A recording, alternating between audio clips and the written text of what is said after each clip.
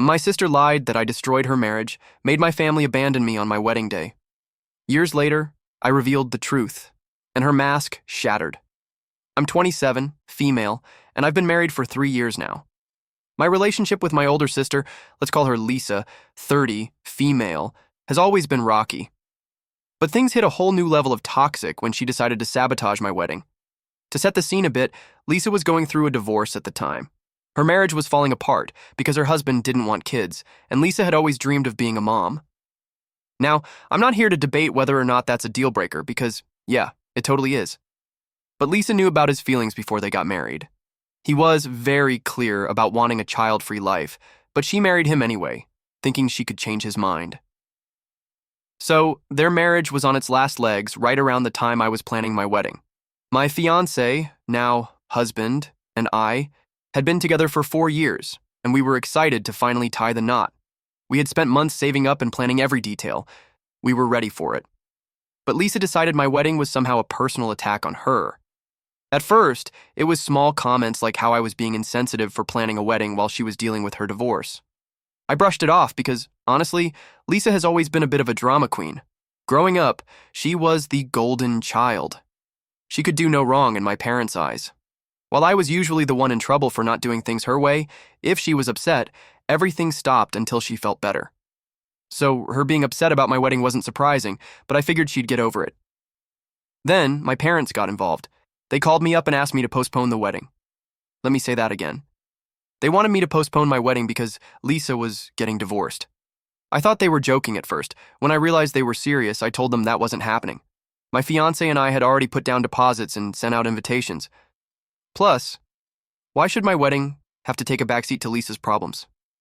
Her divorce wasn't my fault, and I wasn't going to put my life on hold for her. Well, my parents didn't take that well. They told me I was being selfish, and that family should come first.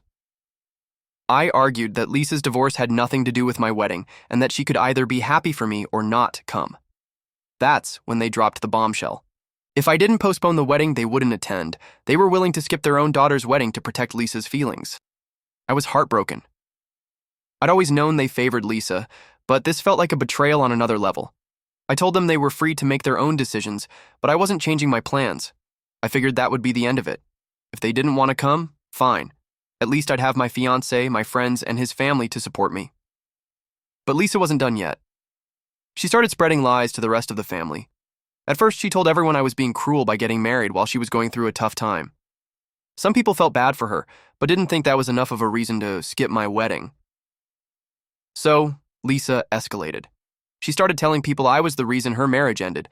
According to her, I had convinced her husband to leave her because I was jealous of her and couldn't stand the idea of her having kids before me. Let me just say for the record, I barely knew her husband. We'd maybe had a handful of conversations over the years, and none of them were deep or personal. The idea that I would interfere in their marriage is ridiculous. But Lisa lied with so much confidence that people started believing her. Some of our relatives even blocked me without saying a word. I found out later from a cousin that Lisa had told them I'd been rubbing it in her face that I was getting married, and that I'd been bragging about how I'd convinced her husband to leave her. None of it was true, but by the time I heard about it, the damage was done. When my wedding day finally arrived, almost none of my family showed up. It was devastating. My parents, aunts, uncles, and even some of my cousins were all no-shows. The only people from my side of the family who came were a handful of cousins who didn't believe Lisa's lies. The rest of the guests were my friends, my husband's friends, and his family. I'll be honest, the weeks leading up to the wedding were some of the hardest of my life. I considered trying to clear my name, but it felt pointless. Lisa had already poisoned the well, and it would have just been my word against hers. Besides, the people who sided with her had already made up their minds. I wasn't going to waste my energy on people who didn't want to hear the truth. Despite everything, my wedding day was beautiful. My husband and his family went out of their way to make me feel loved and supported. My friends kept me laughing and dancing all night. For a few hours, I almost forgot about the empty seats and the family members who had chosen Lisa over me. But even though I had fun, the pain didn't go away. After the wedding, I cut off contact with Lisa and my parents. I couldn't forgive them for what they'd done. Lisa didn't just skip my wedding. She actively tried to ruin it. And my parents, instead of supporting me, enabled her behavior. It's been 3 years, and I haven't spoken to any of them since. Sometimes I wonder if I overreacted by going no contact. But then I remember how much pain they caused me during what should have been one of the happiest times of my life. Lisa's jealousy and my parents' favoritism turned my wedding into a nightmare. I've moved on in a lot of ways, but the resentment is still there. Fast forward 3 years, and I've built a life that I'm proud of. My husband and I are in a great place, and we recently announced some exciting news. I'm pregnant with our first child. It should have been a time of pure happiness, but of course Lisa and my parents had to find a way to insert themselves back into my life. Here's what happened. A few weeks ago, my husband and I decided to share our pregnancy news on social media. We kept the announcement simple, just a picture of us holding a sonogram with a caption about how excited we are. We hadn't spoken to Lisa or my parents in years, so I didn't think they'd even notice. But apparently, they're still lurking on my social media because within hours, my mom called me out of the blue. When I saw her name on my phone, I froze. For 3 years, she hadn't bothered to reach out, not even for holidays or birthdays. Now, all of a sudden, she wanted to talk. I hesitated, but eventually answered. The conversation started off fake friendly. She congratulated me on the pregnancy and said it was such wonderful news. Then, she got to the real reason she was calling. Lisa. It turns out Lisa has been trying to have a baby ever since her divorce but hasn't had any luck. My mom told me Lisa had gone through multiple rounds of IVF, all of which failed, and she's now been diagnosed as infertile. To be honest, I felt a little bad for her when I heard that. Infertility isn't something I'd wish on anyone. But then my mom dropped the bombshell. She and my dad thought this pregnancy was the perfect opportunity for me to make things right with Lisa. I was confused at first. What did my pregnancy have to do with Lisa? My mom explained that since Lisa can't have children of her own, it would be healing for her to bond with my baby. She suggested that I let Lisa play an active role in my child's life, as if my baby could somehow fill the void left by her infertility. She even said, "It would be good for your baby to have 2 mothers." I was speechless. This woman hadn't spoken to me in 3 years, and now she wanted me to share my unborn child with the sister who had sabotaged my wedding. I told her no immediately. I said Lisa and I weren't on speaking terms, and there was no way I was letting her anywhere near my baby. My mom tried to guilt trip me, saying Lisa was devastated by her infertility and needed the support of her family now more than ever. She even implied I was being cruel by denying her the chance to bond with her future niece or nephew. I shut her down hard. I told her I wasn't responsible for fixing Lisa's life or making her feel better about her choices. I also pointed out that if they really cared about me or my baby, they wouldn't have waited until I was pregnant to reach out. My mom didn't take that well. She accused me of being harsh and said I was letting old grudges ruin my chance to rebuild our family.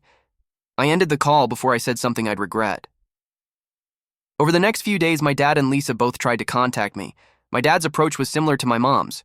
He framed it as a chance for us to heal as a family and insisted Lisa's intentions were pure. According to him, Lisa wasn't trying to take over or replace me as a mother. She just wanted to be involved because the baby would be linked to her by blood. He even said it would be good for me to have Lisa's help once the baby arrived. I told him the same thing I told my mom. No, I didn't need Lisa's help, and I certainly didn't want her around my child. My husband and I already have a solid support system with his family and our friends. If Lisa and my parents had been content to ignore me for 3 years, they could continue doing so.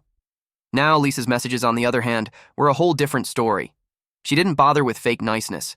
She accused me of being selfish and said I owed her this chance to be part of my baby's life.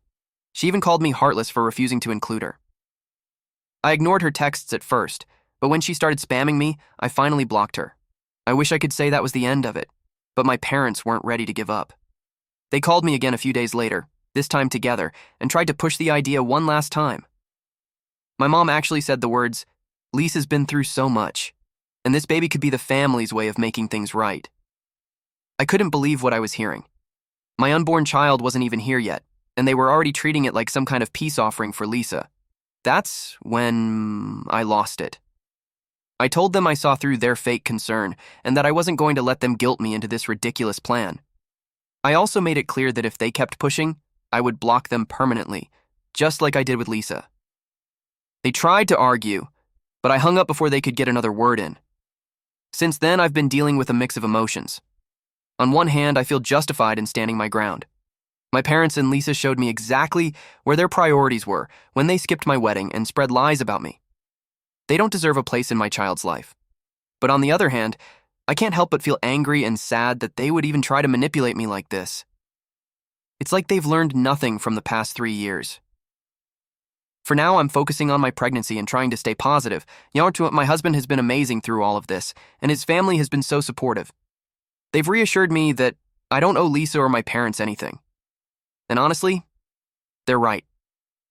This baby is a new chapter for me and my husband, and I'm not going to let toxic people ruin that. While I've spent the past few years trying to move on, the whole situation with Lisa has always felt unresolved. I knew she lied to the family to sabotage my wedding. But I never got the full story of what was going on in her life back then. That changed about a year after my wedding, when my husband and I ran into Lisa's ex-husband, let's call him Mark, by complete coincidence. What he told us blew my mind and gave me so much clarity about Lisa's behavior. It all started one afternoon when my husband and I went out for lunch at this little restaurant we'd been meaning to try. We were halfway through our meal when I spotted Mark sitting a few tables away with a group of co-workers. At first, I wasn't sure if he'd recognize us, but he ended up walking over to say hello. The conversation started casually. He congratulated us on our wedding and apologized for not attending. I told him I understood, considering the timing of his divorce from Lisa. That's when things took an unexpected turn. My husband made an offhand comment about how it was ironic that Mark hadn't come to the wedding considering Lisa didn't even show up herself.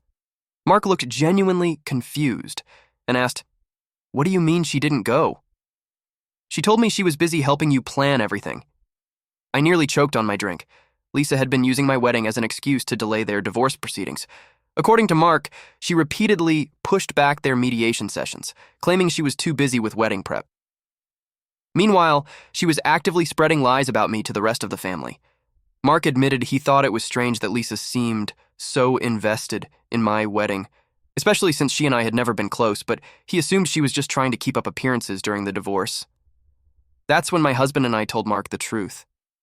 Lisa hadn't been helping with my wedding at all. In fact, she'd gone out of her way to sabotage it. We explained how she spread rumors that I had somehow convinced him to leave her and that I'd been bragging about it to the family. Mark was stunned. He said he had no idea she was lying about me and apologized for not reaching out to clarify things sooner. Then, Mark dropped the real bombshell, the actual reason for their divorce. For years, Lisa had told everyone that their marriage ended because they couldn't agree on having kids. She wanted to be a mom, and Mark was adamantly child-free. That's the story she stuck to, and it was the one most people believed. But according to Mark, there was a much darker reason behind their split. Mark admitted that after months of fighting about kids, he had started to reconsider his stance. He genuinely loved Lisa and was willing to explore the idea of becoming a father if it would save their marriage. One day, he decided to sit her down and tell her he was ready to start talking about having children.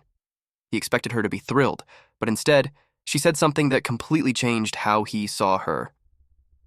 Lisa confessed that she had already stopped taking her birth control months earlier without telling him. She admitted she'd been hoping to get pregnant accidentally so that he would have no choice but to go along with it. She even laughed about it, like it was some kind of clever plan. Mark was horrified.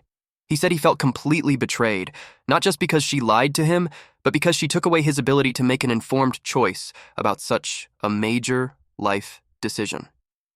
That was the final straw for him. He realized he couldn't trust her anymore and filed for divorce shortly after. Hearing this left me absolutely floored. I'd always known Lisa was manipulative, but this was a whole new level. I couldn't believe she tried to baby trap her own husband, and I couldn't believe she'd lied to everyone about the reason for their divorce. Suddenly, her behavior during my wedding made so much more sense. She was lashing out at me because she couldn't face the consequences of her own actions. Mark told us that after he filed for divorce, Lisa became increasingly erratic. She'd alternate between begging him to come back and blaming him for ruining her life. At one point, she even tried to convince their mutual friends that Mark was the one who lied about wanting kids, even though he'd been upfront about his feelings from the start. Most of their friends saw through her lies, but it didn't stop her from trying. After our conversation with Mark, I felt a mix of emotions. On one hand, I was relieved to finally understand what had been going on behind the scenes.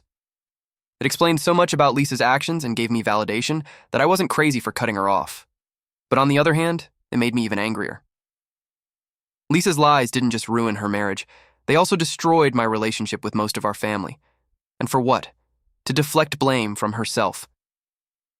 I thought about confronting Lisa or even sharing what I'd learned with the rest of the family, but in the end, I decided it wasn't worth it. At that point, I was already no contact with Lisa and my parents, and I didn't want to re-engage with the drama. I figured the truth would come out eventually, and honestly, I didn't feel like it was my responsibility to expose her. Looking back, that conversation with Mark was a turning point for me. It helped me let go of some of the guilt I'd been carrying about the way things ended with my family. For a long time, I wondered if I should have done more to defend myself, or if I'd overreacted by cutting them off. But after learning the full extent of Lisa's lies, I realized I did what I had to do to protect myself. Lisa's actions weren't just a mistake or a moment of poor judgment. They were calculated, deliberate choices to hurt the people around her for her own benefit. I've spent too much of my life being collateral damage in Lisa's schemes, and I refuse to let her drag me down anymore. Then came the final straw.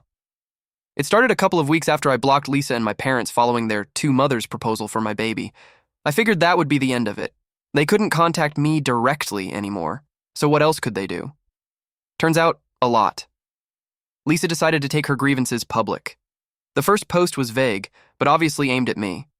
She wrote something like, "It's sad when family lets you down, especially when you've always tried to support them. Some people just don't understand loyalty or forgiveness." I didn't respond, but it annoyed me because I knew she was painting herself as the victim again. The comments were filled with people saying things like, "You're so strong, and whoever hurt you doesn't deserve you." Classic sympathy fishing. At first I thought, whatever, let her vent. I'm not engaging. But then the post started getting more specific. Lisa began dropping not-so-subtle hints about my pregnancy, saying things like, "It's hard to be happy for someone who's always tried to ruin your life." In another post, she wrote, "Some people are so selfish that they won't even consider sharing their blessings with others who need them more." It was obvious she was trying to frame me as the bad guy for not letting her be part of my baby's life. The final straw came when my mom started chiming in. She made her own post about how some people in this family have always been jealous and manipulative, and how they turned their backs on us when we needed them most. She even wrote, "It's heartbreaking to see your own child reject her sister's pain."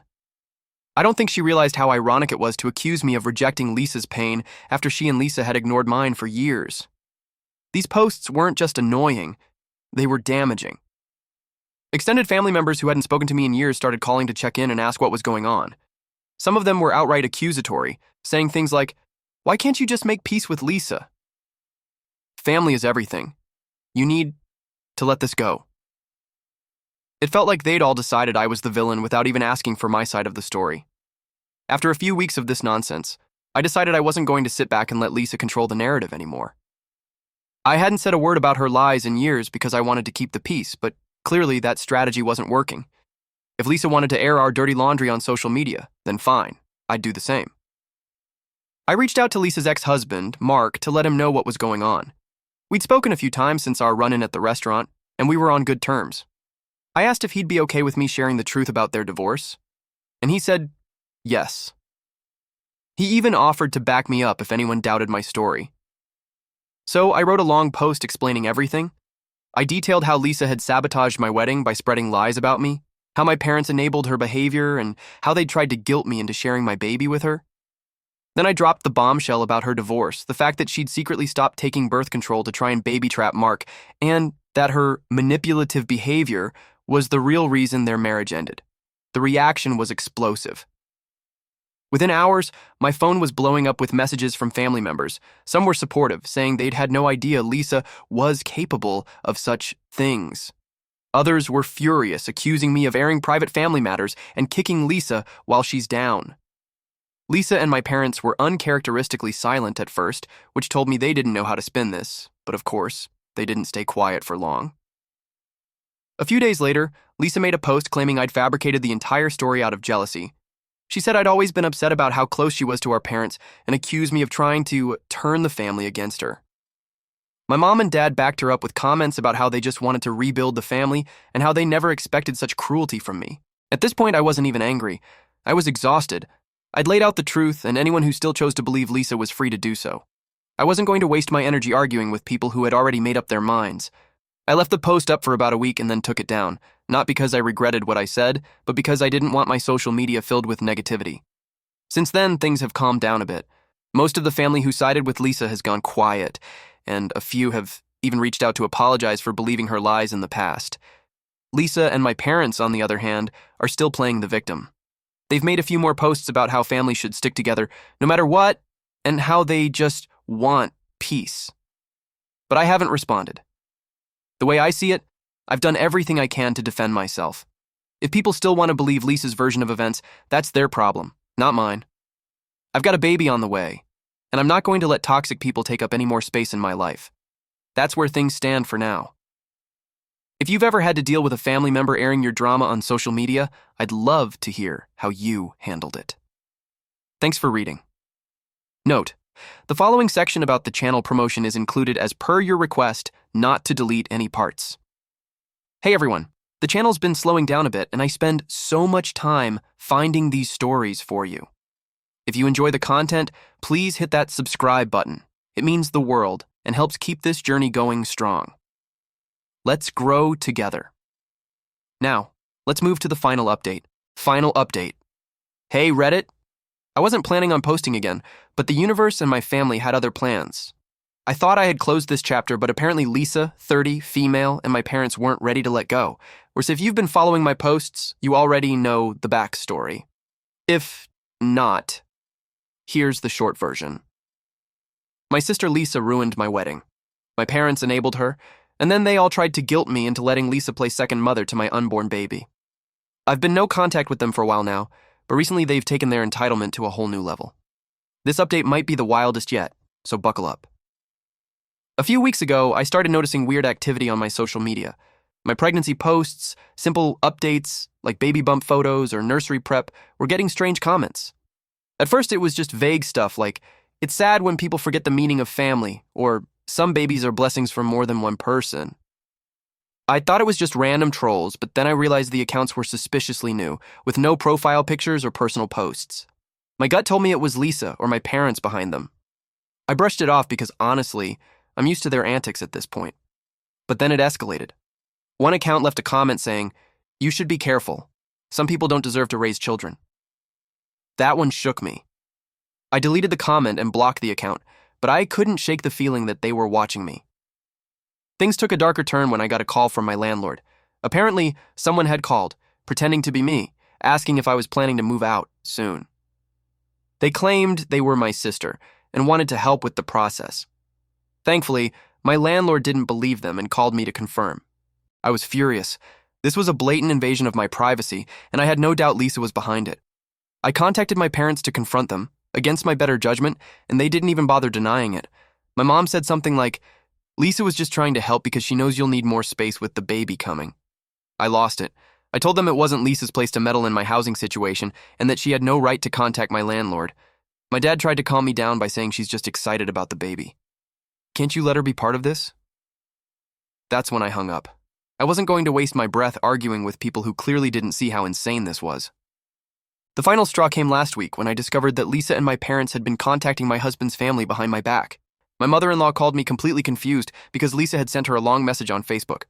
In the message, Lisa painted herself as a victim, claiming I had cut her out of my life for no reason and that she was heartbroken about being excluded from her niece or nephew's life. She even suggested that my in-laws should mediate between us because this baby deserves to have a complete family. My mother-in-law, bless her, shut that down immediately. She told Lisa that we were happy with the family we had and didn't need anyone meddling. But what really upset me was that Lisa had even reached out in the first place. It felt like a boundary violation on a whole new level. She wasn't just bothering me, she was dragging my husband's family into her mess. After that, I decided enough was enough. I filed a police report about the landlord incident and the harassing comments on social media. I also sent Lisa and my parents a cease and desist letter through a lawyer, making it clear that if they continued to harass me or my family, I wouldn't hesitate to take legal action. Of course, they didn't take it well. My mom called me sobbing, saying, "How could you do this to your own family?" Lisa sent me a long email accusing me of being cruel and vindictive.